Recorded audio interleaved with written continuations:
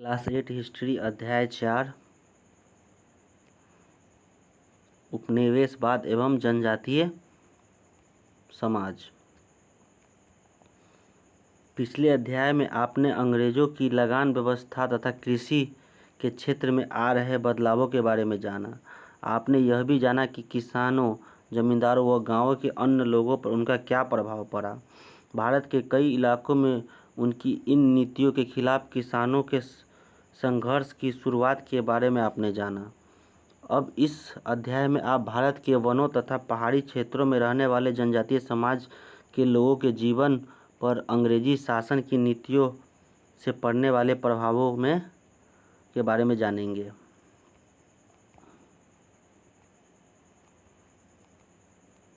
जनजातीय बहुल क्षेत्रों को इंगित करता हुआ भारत का मानचित्र। बंजारा, गोंड, बंजारा, कोया, नागा, खासी, संथाल, मुंडा, उराव, भील, सहारिया, भोटिया, गड्डी, वन गुज्जर,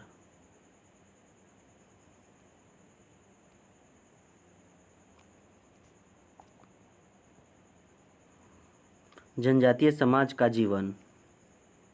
जनजातीय समाज के लोग आम भाषा में आदिवासी भी कहे जाते हैं। ऐसा इसलिए कहा जाता है कि वे इस महाद्वीप में सबसे पुराने समय में रहने वाले लोग हैं। प्राचीन काल से ही उनका जीवन पूरी तरह से वनों पर निर्भर था। उनके गांव बस्तियां आमतौर पर जंगलों के बीच या आसपास होते थे। उनके दैनिक उपयोग की अधिकांश जरूरतों की पूर्ति जंगलों से ही होती थी। हमेशा से ही आदिवासी पूरे स्वच्छता से वन संसाधनों का उपयोग करते आ रहे थे। वे जंगलों को साफ खेती योग्य जमीन तैयार करते थे। समतल क्षेत्र में वे हल से खेती करते थे। यहाँ से धान, दलहन एवं मक्का उपजाते थे। लेकिन पहाड़ी क्षेत्रों में जो पहाड़ी क्षेत्र में रहते थे उनकी खेती का तरीका अलग था। उसे झूम खेती कहा जाता है। इसके अंतर्गत वे जंगलों के किसी भाग को काट छाट कर साफ करते थे। 2-3 वर्षों तक उस जगह पर खेती करने के बाद उस जगह की उर्वरा शक्ति समाप्त हो जाती थी। तब वे किसी और स्थान पर यही प्रक्रिया दोहराते थे। कुछ वर्षों तक पड़ती जमीन छोड़ देने के बाद पहले की जगह वापस जंगल उग जाता था। इससे उनके खेती का काम भी हो जाता और जंगल को भी कोई नुकसान नहीं होता। इस विधि को घुमंतू कृषि विधि के नाम से भी जाना जाता है। जंगलों से उनकी अन्य दैनिक आवश्यकताओं की पूर्ति हो जाती थी, जैसे जलावन की लकड़ी या भोजन के लिए कंदमूल, फल, शहद आदि या फिर जड़ी बूटियां उन्हें बड़ी आसानी से मिल जाती थी। इन सब के अतिरिक्त वे पशुपालन भी किया करते थे, जिनका चारा भी उन्हें जंगलों से मिल जाता था। उनके घर भी जंगल की लकड़ियों के बने ही थे। अपनी ज़रूरतों के इस्तेमाल के अलावा वे जंगल से प्राप्त होने वाली कुछ खेती पशुओं का उपयोग करता हुआ आदिवासी जंगलों को साफ करके खेती करते हुए आदिवासी वस्तुओं जैसे शहद, जड़ी बूटी या कुछ खास तरह के फल आदि को पास के बाजार में बेचकर अपनी छोटी छोटी आवश्यकताओं की पूर्ति भी किया करते थे। आवश्यकता की जो वस्तुएं इन्हें जंगल में उपलब्ध नहीं होती थी, जैसे नमक, कपड़े आदि, उनकी खरीदारी भी वे पास के गांव के व्यापारियों से जंगल से प्राप्त इन्हीं वस्तुओं के बदले किया करते थे। हालांकि इसके लिए उन्हें काफ़ी ऊंची कीमत चुकानी पड़ती थी। जंगल से लकड़ी काटकर और पत्ता चुनकर घर जाते हुए आदिवासी जनजातीय समाज के लोग भोजन के लिए कुछ छोटे जानवर जैसे हिरन, तीतर तथा अन्य पक्षियों का शिकार भी करते थे। शिकार का साधन तीर धनुष या अन्य छोटे हथियार होते थे। मगर ज़्यादातर उनका भोजन जंगलों से प्राप्त कंदमूल, फल और अनाज ही होता था। तीर धनुष से शिकार करते हुए आदिवासी, इनके उद्योग धंधे भी जंगलों पर ही आधारित थे। हाथी दांत, बांस तथा कुछ धातुओं पर की गई उनकी कलाकारी दूसरे समुदायों को काफ़ी पसंद की जाती थी। कुछ इलाकों में रबर, गोंद आदि चीज़ें उन्हें जंगलों से मिलती थी। उनका भी व्यापार करते थे। आगे मणिपुर में जेलियांग जनजाति द्वारा तैयार किया गया तकिया का गिलाफ। जेलियांग जनजाति मणिपुर में पाई जाती है। अरुणाचल प्रदेश की जनजाति महिलाओं द्वारा परंपरागत हथकरघा पर बुनाई। कुछ जनजातीय समुदाय ने लाखों और रेशम उद्योगों को भी अपनाया। वे रेशम और लाख के कीड़े पालते और बाद में उसे बाहर के व्यापारियों को बेच देते थे। आमतौर पर इन गतिविधियों में उन्हें ज़्यादा फायदा नहीं होता था, क्योंकि व्यापारी उनकी चीज़ें बहुत कम कीमत पर खरीदते थे, जबकि उन वस्तुओं के वास्तविक मूल्य काफ़ी अधिक होते थे। इस सबके अतिरिक्त आदिवासी महिलाएं घरों में चटाई बनाने, बुनाई करने एवं वस्त्र बनाने का काम करती थी। जनजातीय समाज के लोग जंगल का उपयोग किन किन चीज़ों के लिए करते थे? क्या आप उनके उद्योग को विकसित करने में जंगल की भूमिका थी? इस तरह सदियों से पूरी तरह से जंगलों पर निर्भर करने के बावजूद इनकी गतिविधियों से जंगल को कोई नुकसान नहीं पहुंचता था, बल्कि वे हमेशा उनकी सुरक्षा करते थे। जंगल के बाहर की दुनिया से उनका संबंध बहुत ज़्यादा नहीं था और वे शांत और सरल जिंदगी से संतुष्ट थे। लेकिन उनकी ये संतुष्टि अंग्रेज़ों के आने के बाद बहुत दिनों तक बनी नहीं रही। अंग्रेज़ों द्वारा स्थापित व्यवस्थाओं तथा नियमों की जनजातीय समाज पर प्रभाव। हमने पिछले पाठ में देखा कि किस तरह अंग्रेजी सरकार के अधिकारी ज़्यादा से ज़्यादा मुनाफा कमाने के प्रयास में लगे थे। इसके तहत भू राजस्व व्यवस्था को उनके द्वारा किए गए बदलाव से आप पिछले पाठ में परिचित हुए हैं। आगे इस प्रयास के अंतर्गत वे जंगलों और उसके आसपास के रहने वाले जनजातीय समाज के गांव और बस्तियों तक भी पहुंच गए। इसके पीछे अंग्रेजी सरकार का उद्देश्य था जनजातीय क्षेत्रों पर अपना प्रभाव स्थापित करते हुए भूमि से लगान वसूल करना। परंपरागत रूप से इस समाज के लोगों का यह मानना था कि जंगलों को साफ करके उनके पूर्वजों ने उसे खेती के लायक बनाया है, इसलिए ज़मीन के मालिक वे स्वयं हैं। इसके लिए उन्हें किसी को भी किसी तरह का लगान या कर देने की आवश्यकता नहीं है। लेकिन नई लगान व्यवस्थाओं के तहत उन सबके द्वारा जोती जाने वाली ज़मीनों को भी सरकारी दस्तावेज में दर्ज किया गया और जैसा कि बाकी किसानों के साथ हुआ, उनके ऊपर सालाना लगान की राशि तय कर दी गई। लगान की राशि उनके लिए इतनी ज़्यादा होती कि अक्सर उन्हें लगान चुकाने के लिए कर्ज लेना पड़ता था। कर्ज चुका पाना उनके लिए और भी मुश्किल होता था। इस तरह धीरे धीरे उनकी ज़मीनें या तो नीलाम होने लगी या फिर महाजनों के कब्जे में चली जाने लगी। इसका एक और सीधा असर झूम खेती करने वाले लोगों पर पड़ा। अब उन्हें अलग अलग ज़मीनों पर खेती करने की आज़ादी नहीं रही। इनकी बस्तियों तक सरकारी कर्मचारियों के पहुंचने का एक दूसरा असर भी हुआ। कर्ज लेने वालों की संख्या बढ़ने के कारण अब उनके क्षेत्रों में गैर आदिवासी सेठ, महाजन एवं सूदखोरों का भी प्रवेश हुआ। ये महाजन व साहूकार हमेशा इस प्रयास में रहते थे कि किस तरह इनकी ज़मीनों को हथियाया जाए और इन्हें अपना बंधुआ मजदूर बनाया जाए। अंग्रेज़ों के समय एक और नई बात हुई। जंगल की लकड़ी का व्यापार अचानक ही बड़ी तेज़ी से बढ़ा। उस समय कोलकाता, मुंबई और चेन्नई, उस वक्त कलकत्ता, बम्बई और मद्रास जैसे बड़े बड़े शहर बस रहे थे।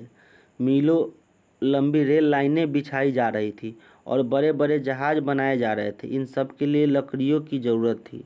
जंगल की कटाई करवाकर स्लीपर तैयार करते अंग्रेजी अधिकारी। सन 1850 के बाद भारत में अंग्रेज़ों ने रेलवे की शुरुआत की। तब से लेकर 1910 तक करीब 50,000 किलोमीटर रेल लाइनें बिछाई जा चुकी थी। रेल लाइनों के स्लीपरों तथा रेल के डिब्बों के लिए लकड़ियों की आवश्यकता थी। इसके लिए अंग्रेज़ों ने बड़े पैमाने पर जंगलों की कटाई शुरू कर दी। इसके अलावा इमारतों, खदानों व जहाज़ों के लिए भी भारी मात्रा में लकड़ी काट कर बेचा जाने लगा। यह काम लकड़ी के व्यापारी और जंगल के ठेकेदार किया करते थे। अंग्रेज़ सरकार को भी इस लकड़ी के व्यापार से बड़ा फायदा होता था। सरकार जंगलों को काटने का ठेका नीलाम करती थी। ठेकेदार से मिले पैसों से सरकार को बहुत आमदनी होती थी। इन्हें भी जाने स्लीपर लकड़ी का तख्त था जिसके ऊपर रेल की पटरियां बिछाई जाती हैं। जब ठेकेदार बेतहाशा जंगल काटने लगे और जंगल तेजी से खत्म होने लगे तब अधिकारियों को चिंता होने लगी। अगर सारे जंगल कट जाएंगे तो रेल, जहाज और मकानों के लिए लकड़ियां कहाँ से आएंगी। तब उन्होंने जंगल में नए पौधे लगाने शुरू किए, मगर उन्होंने ऐसे पौधे लगाने शुरू किए जिनकी बाजार में मांगे थी। वन विभाग बना। तेजी से खत्म होते जंगल की समस्या हल करने के लिए अंग्रेजी सरकार ने सन 1864 में वन विभाग की स्थापना की एवं सन 1865 में वन अधिनियम भी बनाया गया। वन विभाग का काम था कि जंगल की कटाई पर निगरानी रखना और नए जंगल लगाना। वन अधिनियम के तहत वृक्षारोपण की सुरक्षा के लिए तथा पुराने जंगलों को बचाने के लिए ढेरों नियम बनाए गए। इन सब का असर यह हुआ कि आम लोगों और आदिवासियों का जंगलों पर जो परंपरागत अधिकार था वह छीनने लगा। वे अब अपनी मर्जी से लकड़ी काटने, जानवर चराने, फल फूल इकट्ठा करने या शिकार करने के लिए जंगलों में नहीं जा सकते थे। यहाँ तक कि उनका जंगल में प्रवेश भी वर्जित कर दिया गया। अभी तक अपनी आवश्यकताओं की पूर्ति के लिए आदिवासी काफ़ी कुछ जंगलों पर निर्भर थे, लेकिन अब उस पर अंग्रेजी सरकार ने प्रतिबंध लगा दिया। सन 1878 में अंग्रेज़ों ने एक और कानून बनाया। इसके तहत जंगलों को दो भागों में बांटा। बड़े जंगलों को सरकारी जंगल तथा आरक्षित रिजर्व जंगल घोषित करके सरकार ने वहां अपना नियंत्रण स्थापित किया। अब आदिवासी वहां लकड़ियां चुनने या वन उत्पादों को प्राप्त नहीं किया जा सकते थे। वन विभाग ने कर्मचारियों या व्यापारियों को ही वहां जाने की अनुमति दी थी। इस कानून के तहत जंगल के बाहरी इलाकों को तथा कुछ अन्य जंगलों को संरक्षित जंगल कहा गया, जिसमें लोगों को जाने की छूट थी, मगर वहां से केवल वह अपने काम की चीज़ें ही ला सकते थे। वे वहां पेड़ नहीं काट सकते थे या 2 दिन से ज़्यादा अपने जानवर भी नहीं चरा सकते थे। इन सब कानूनों व व्यवस्थाओं का असर यह हुआ कि आदिवासी लोगों का जीवन बहुत मुश्किल हो गया। सदियों से जिस तरह से जीवन जीने के वे आदी थे, अब संभव नहीं रहा। इसलिए अब नए काम धंधों की तलाश में उन्हें जंगल और अपनी बस्तियों से बाहर आना पड़ा। उन दिनों वन विभाग का ज़्यादातर काम ठेकेदारों के द्वारा किया जाता था। कुछ ठेकेदार वन विभाग के लिए लकड़ी काटने का काम किया करते थे, तो कुछ जंगलों के आसपास सड़क बनाने का काम।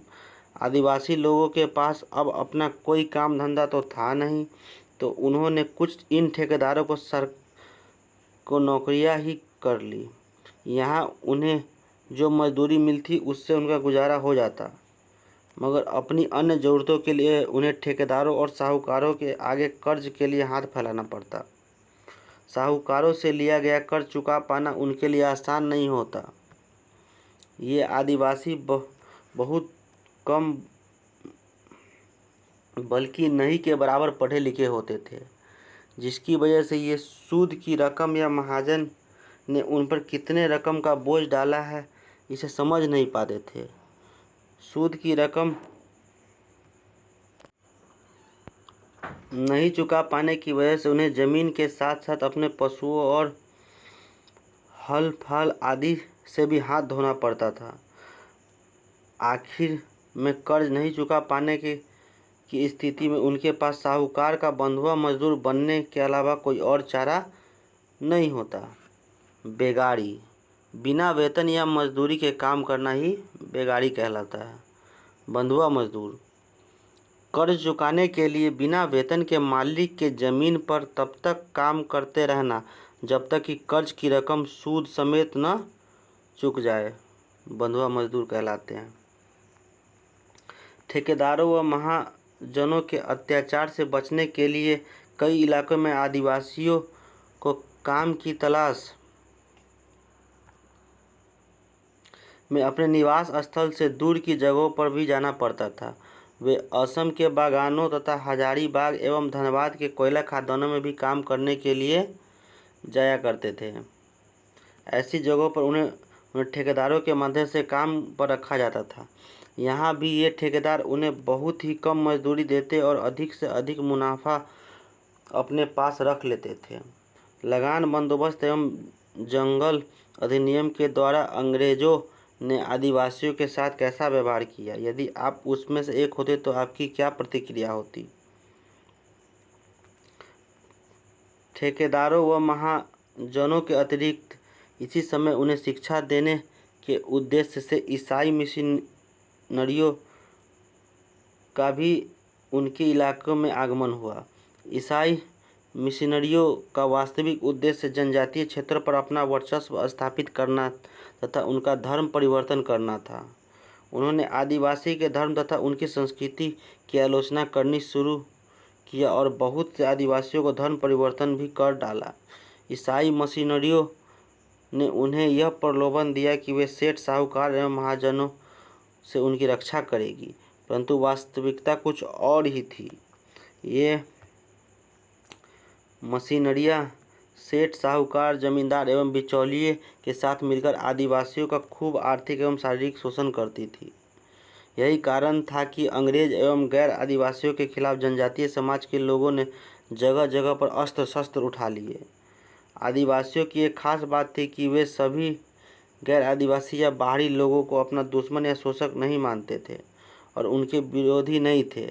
वैसे गरीब गैर आदिवासी जो ग्रामीण अर्थव्यवस्था में उनके सहायक की भूमिका निभाते उनसे उनका गहरा सामाजिक संबंध था। ये अंग्रेज़ों के खिलाफ गोलबंदी करने में इनके मददगार भी होते थे। जनजातीय विद्रोह का स्वरूप।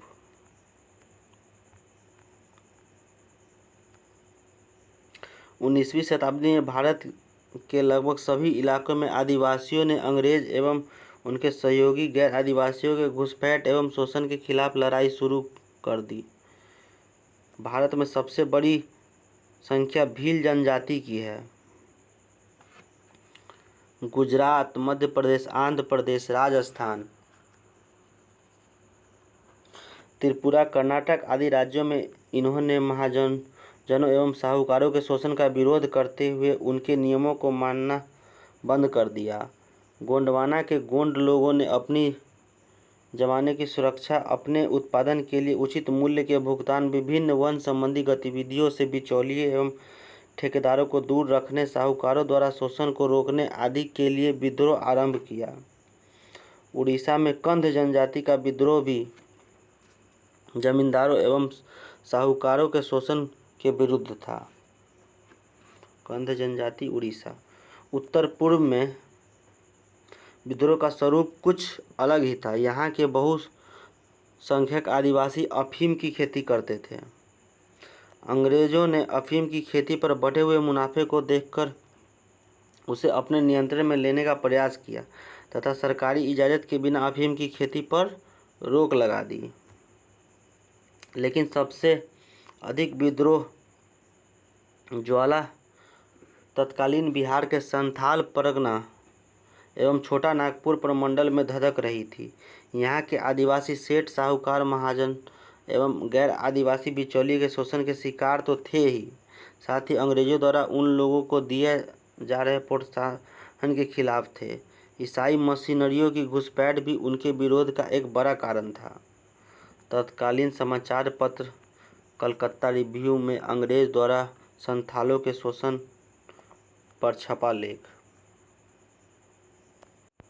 जमींदार, पुलिस, राजस्व विभाग और अदालतों ने संथालों पर बेइंतहा जुल्म ढाए, उनकी जमीन जायदाद छीन ली। हर कदम पर संथालों को अपमानित किया जाता था और मारा पीटा जाता था। संथालों को कर्ज देकर 50 से 500% तक दर से ब्याज वसूला जाता था। धनी और ताकतवर लोग जब मन में आता था मेहनत कश संथालों की खड़ी फसलों पर हाथी दौड़ा दिया करते थे।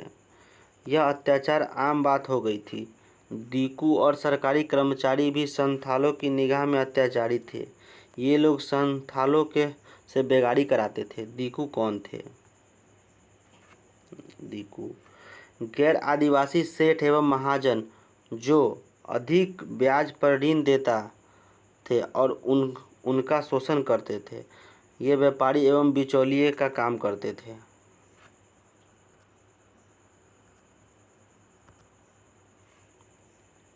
आरंभ में इन आदिवासियों ने अपने अपने नेता के नेतृत्व में लगान की रकम देना बंद कर दिया और महाजनों एवं साहूकारों के आदेशों और नियमों को मानने से इनकार कर दिया।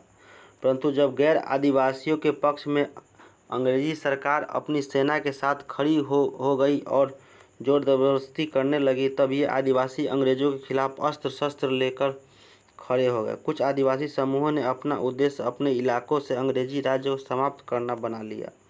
तत्कालीन बिहार के संथाल विद्रोह, मुंडा विद्रोह तथा ताना भगत का आंदोलन ने आदिवासियों से जमीन छीनने का सिलसिला समाप्त कर जनजातीय समाज को संरक्षण प्रदान करने का मार्ग प्रशस्त किया।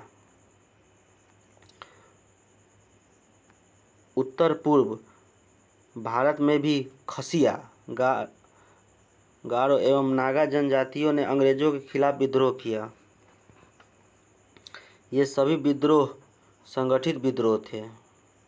क्या जनजातीय विद्रोह सिर्फ अंग्रेजों के खिलाफ विद्रोह था? इन विद्रोह के लिए सेठ, साहूकार, महाजन कहाँ तक जिम्मेवार थे? यहाँ आप मुख्य रूप से छोटा नागपुर के मुंडा विद्रोह एवं उत्तर पूर्व के नागा जनजाति का जेलियांग रांग आंदोलन के विषय में पढ़ेंगे। बिरसा मुंडा का एवं मुंडा विद्रोह। बिरसा मुंडा का जन्म 15 नवंबर 1874 ईस्वी को छोटा नागपुर प्रमंडल के तमाड़ थाना अंतर्गत उलिहातू गांव के निकट एक छोटे से क्षेत्र चलकंद में हुआ था। उनके पिता का नाम सुगना मुंडा एवं माता का नाम कदमी था। बिरसा की शिक्षा दीक्षा चाईबासा के एक जर्मन मिशन स्कूल में हुई थी। शुरू में कुछ मुंडाओं के साथ मिलकर उसने ईसाई धर्म भी स्वीकार किया, लेकिन बाद में ईसाई धर्म से असंतुष्ट होकर फिर मुंडा बन गया। उसके मन में अंग्रेजों एवं जमींदारों के प्रति आक्रोश का भावना ने ही उस मुंडा विद्रोह को जन्म दिया। सन 1895 ईस्वी में बिरसा को उसके कुल देवता सिंह बोंगा से एक नए धर्म के प्रति प्रतिपादन की प्रेरणा मिली, जिसके अनुसार उसने अपने आप को भगवान का अवतार घोषित किया और अंग्रेजी शासन का अंत करने का बीड़ा उठाया। इसके लिए उसने मुंडा को आदर्श एवं पवित्र जीवन जीने का संदेश दिया। कुछ ही दिनों में उसके अनुयायियों की संख्या अधिक हो गई और बिरसा को पैगंबर मानने लगे। बिरसा ने प्रचार किया कि अब मुंडा राज शुरू हो गया है और महारानी विक्टोरिया का राज समाप्त हो गया है। उसने मुंडाओं को आदेश दिया कि किसी को भी राजस्व नहीं दे और ज़मीन का उपभोग बिना राजस्व दिए करे। अंग्रेजी सरकार के इस विद्रोह के कारण बिरसा को पकड़कर रांची जेल भेज दिया गया। उस पर बगावत का आरोप लगाया गया, लेकिन जेल से छूटने के बाद बिरसा ने फिर से लोगों का समर्थन प्राप्त करना शुरू किया और अंग्रेजी सरकार के विरुद्ध जन संघर्ष के लिए मोर्चा बनाना शुरू किया। लोगों को तीर धनुष की शिक्षा दी जाने लगी और रात में सभाओं का आयोजन किया जाने लगा। 25 दिसंबर 1899 को बिरसा ने पहला आक्रमण ईसाई मिशनरियों पर किया, जिसका उद्देश्य ईसाई बने मुंडाओं को आतंकित कर अंग्रेजों के खिलाफ खड़ा करना था। इसमें बहुत सारे लोग मारे गए, बहुतों को बंदी बना लिया गया, लेकिन बहुत ही जल्द बिरसा गिरफ्तार कर लिया गया। 2 जून सन 1900 ईस्वी को हैजा की बीमारी से बिरसा की मृत्यु रांची जेल में ही हो गई। बिरसा मुंडा ने स्वयं को भगवान का अवतार क्यों घोषित किया? बिरसा मुंडा की मौत के बाद भी मुंडा आंदोलन थमा नहीं, बल्कि जनजातीय क्षेत्रों में इसने और गहरी जड़ें जमा ली। अंततः छोटा नागपुर के तत्कालीन आयुक्त की सिफारिश पर 1902 में गुमला तथा 1905 में खूंटी अनुमंडल का गठन कर दिया, ताकि समस्याओं को नज़दीक से समझा जा सके। आदिवासी किसानों को सुरक्षा प्रदान करने के लिए छोटा नागपुर काश्तकारी अधिनियम 1908 बनाया गया। इसके द्वारा जनजातीय क्षेत्रों की भूमि और गैर आदिवासियों को हस्तांतरण निषेध कर दिया गया। इस प्रकार मुंडा आंदोलन ने ब्रिटिश सरकार को झुका दिया। 150 वर्षों से चला आ रहा बिरसा मुंडा का चित्र। जमीन छीनने का सिलसिला समाप्त हुआ और जनजातीय समाज को संरक्षण प्राप्त हुआ। इस आंदोलन ने भारत में चल रहे राष्ट्रीय आंदोलन को भी प्रभावित किया। उस समय के समाचार पत्र जैसे इंग्लिशमैन, पायोनियर एवं स्टेटमैन आदि में इन आंदोलनों को कुचलने की ब्रिटिश सरकार की नीति की काफ़ी आलोचना की गई। बिरसा को भगवान मानकर छोटा नागपुर के जनजातीय समाज के लोगों ने उसके सपने को साकार करने का बीड़ा उठा लिया। अब उन्हें सिर्फ ज़मीन ही नहीं अपितु अंग्रेज़ों से मुक्ति भी प्राप्त करनी थी। मुंडारी लोकगीत, जिसमें बिरसा मुंडा को आज भी याद किया जाता है।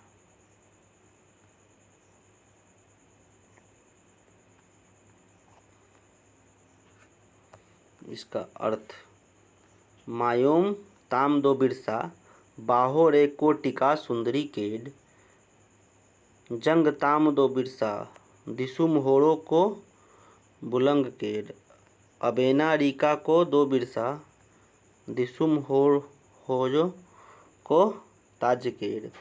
हे बिरसा, तेरे खून का सिर में टीका लगाया। ये हे बिरसा, तेरी हड्डी का परदेसी लोगों ने नमक बनाया। हे बिरसा, तेरे सत्कार्य को विदेशियों ने अपना लिया। इस कारण बिरसा जनजातीय क्षेत्र में भगवान के रूप में पूज्य हैं। तमार परगना गिरडे अली हाथू बिरसा भगवान ए जोनोम लेना।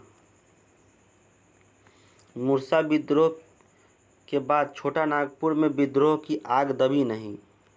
ब्रिटिश साम्राज्य के खिलाफ आंदोलन चलता रहा, जो बाद में कांग्रेस के नेतृत्व में चलाया जा रहे राष्ट्रीय आंदोलन का हिस्सा बन गया।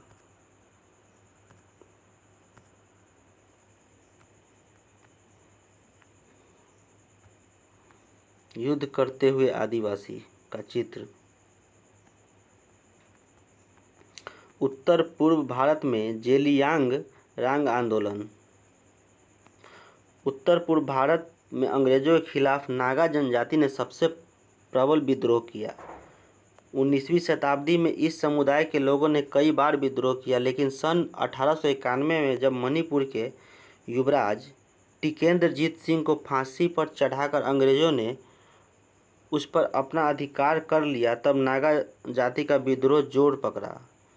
इस समय मणिपुर में जेमेई, लियांगमेई एवं रांगमेई नामक नागा जनजाति की बहुलता थी।